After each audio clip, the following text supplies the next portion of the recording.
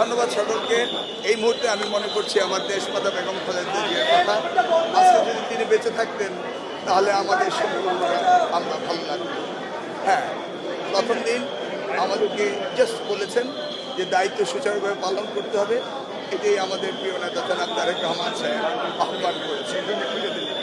কত সদস্যের মন্ত্রিসভা হচ্ছে? মিলন ভাই আপনি ডাক ফোন পেয়েছেন? আপনি ডাক মন্ত্রিপরিষদে শপথ নিচ্ছেন? ভোট পেয়েছি।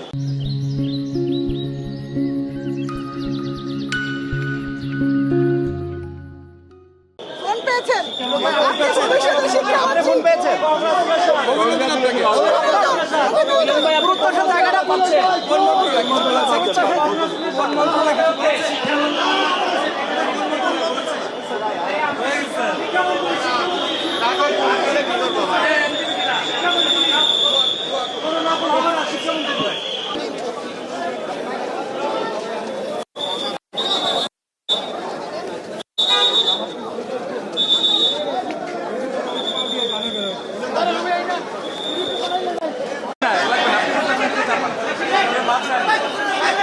একটু ব্যাকে মাঝে